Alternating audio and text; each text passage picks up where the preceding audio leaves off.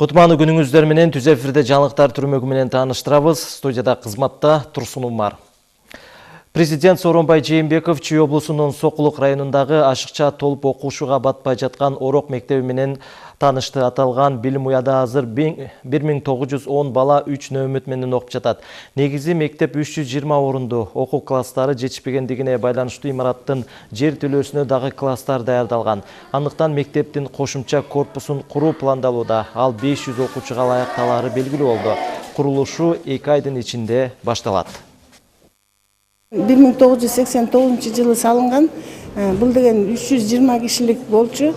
Селекция айылында бизде болгон 3 эле көчө бар болчу ал кезде. Анан ошол кичинекей эле мектеп 90-жылдарда развал союза болуп атып туруп, араң чала бала бүтүрүп туруп берип койгон мектеп болчу. Анан кийин бияка деген Ак өргө түштү, Арча бешик түштү, Ак ордо түштү. Анан өзүбүздүн дагы 7 жаңы новостройкаларыбыз пайда болуп калып туруп, азыр балдар 1910 бала окуйт.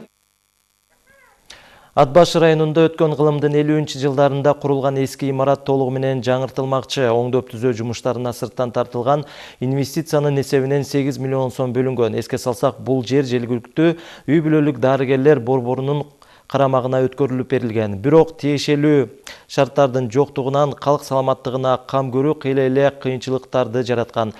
Маалыматка ылайык 3 ай ичинде бул жай таанылгыс болуп өзгөрмөкчү. Азырынча Ат Башы райондук үй бүлөлүк дарыгерлер борбору жергиликтүү кесипчилик техникалык лицейине убактылуу жайгаштырылды. Башталганына бир 2 жума болуп калды. 2 жуманын ичинде бир 15% бүтүп калды, Кудай буйрса. Мунун эми капремонттун негизги жазалычу жумуштары, эшик терезелери, чатыры, полдору, сырткы келбетинин баары жазалат, Кудай буйрса. Башка кабарлардан Баткендеги Кыргызстан менен Тажикстандын чек ара участоктарында абал туруктуу чек-арачылардын көзөмөлүндө турат. Бул тууралуу мамлекеттик чек ара кызматынын коомчулук менен байланыш бөлүмү билдирди. Алардын маалыматына караганда кечээ саат 20:50-дө Тажикстандын белгисиз жараны Ворух анклавынын аймагынан 8 жаштагы Кыргызстандын жаранын мыйзамсыз кармап алып кеткен. Ал баланы Тажикстандын милициясына өткөрүп берген. Андан 30 мүнөттөн кийин эле тажик тарап Кыргыз тарапка баланы өткөрүп берген. Тажикстандын чек ара өкүлдөрү билдиргендей, бала күндүз экскаватордун айнегин сындырып салган деп күнөөлөшүүдө. Кыргызстандын 50-60 жарандары тажик тараптын бул аракетине нааразы болушуп, Аксай айылынын борборуна чогулушкан. Чек арадагы кырдаалды жөнгө салуу үчүн ошол эле маалда эки мамлекеттин чек ара өкүлдөрү жолугушкан деп айтылат билдирүүдө. Ошондой эле эки мамлекеттин чек ара кызматынын жетекчилери телефон аркылуу да сүйлөшкөн. Бүгүнкү күндө Исфара-Ворух унаа жолунда каттамдар демейдегидей чек ара райондорунда топтошкон эл байкалбайт.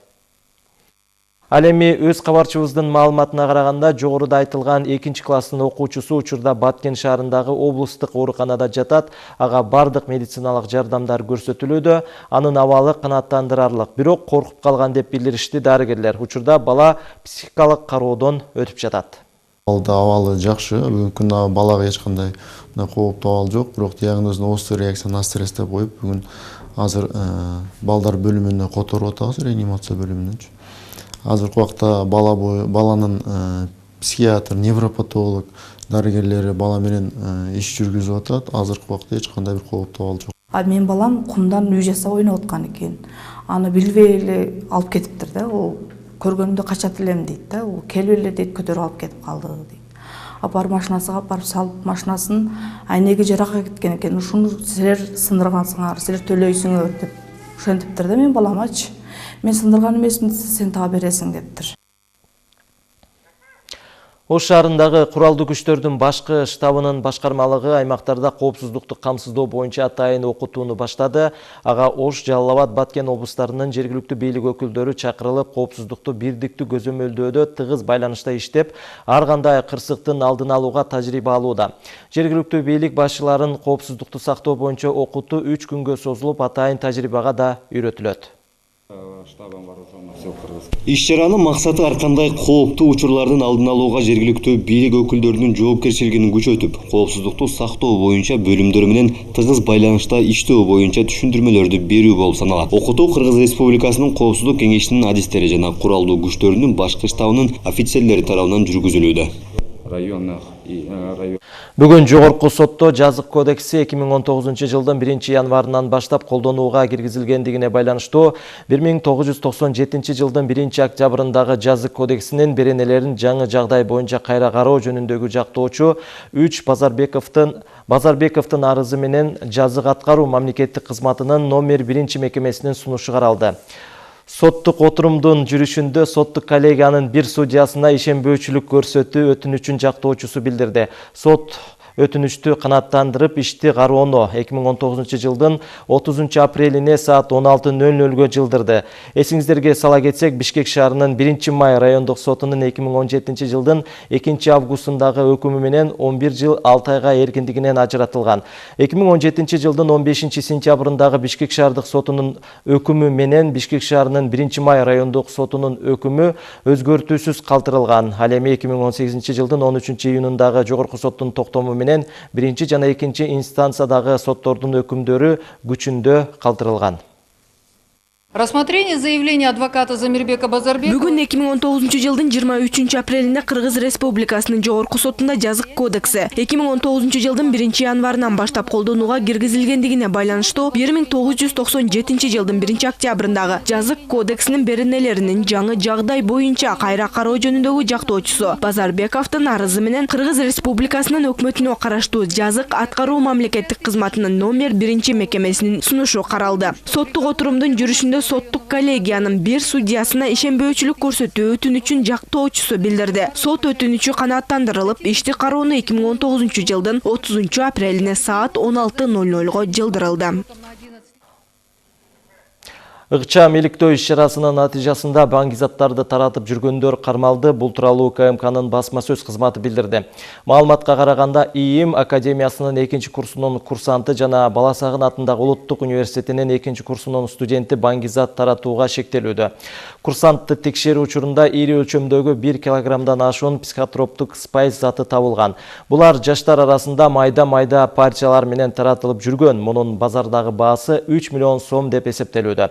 Материалдар сотко чейинки өндүрүшкө алынып, кылмыштар жана жоруктардын реестрине кылмыш кодексинин 267 беренесинин 3 бөлүгү менен катталды. Азыркы күндө ыкчам иликтөө иш-чаралары уланып, аталган психотроптук заттар республиканын аймагына кайсы каналдар жана кимдер аркылуу келип жатканы иликтенүүдө. Башка кабарлардан Бишкекте Кыргыз-Корей туризм бизнес форуму болуп өттү. Ага катышуу үчүн Кореянын эң ири туристтик компанияларынан өкүлдөр келишкен. Иш-чара туризмди өнүктүрүүгө багытталган. Бул өз кезегинде эки өлкөнүн бул багыттагы кызматташуусун бекемдөөгө болгон негизги кадам. Бул тууралуу туризм департаментинин директору Максат Дамир уулу белгиледи. Айтымында Кыргызстандын туризм жаатында артыкчылыктары көп. Мындан улам дүйнөлүк туризм рыногунда арышын кенен жаюуга мүмкүнчүлүк бар. Бизнес форумдун жыйынтыгы менен бир катар долбоорлорго, макулдашууларга кол коюулары күтүлүүдө. Азыркы тапта өлкөдө инфраструктураны алга жылдыруу милдети турат. Анын алкагында тарыхый маданий объектилерди коргоого алуу жана өнүктүрүү аракети көч. Ушул туризм форумунун алкагында биз буюрса жакшы бир сүйлөшүүлөргө жетишип, ортодо бир жакшы келишимдерди түзөбүз деген ойдомун. Анткени Кореядан көптөгөн компаниялардын өкүлдөрү келип отурат. Эң негизгиси деген биз көптөн көп күткөн бул Хана Тур аттуу тур компаниянын өкүлү келип атат. Анан булар Хана Тур ушул Кореяда эң алдыңкы, эң ийгиликтүү тур фирмаларынын бири болуп эсептелинет. Анан албетте бизге Кыргызстанга буюрса көбүрөөк туристтер келет деген ойдобуз. Жаңылыктар түрмөгү соңуна чыкты. Күнүңүздөр ийгиликтүү улансын. Аман туруңуздар.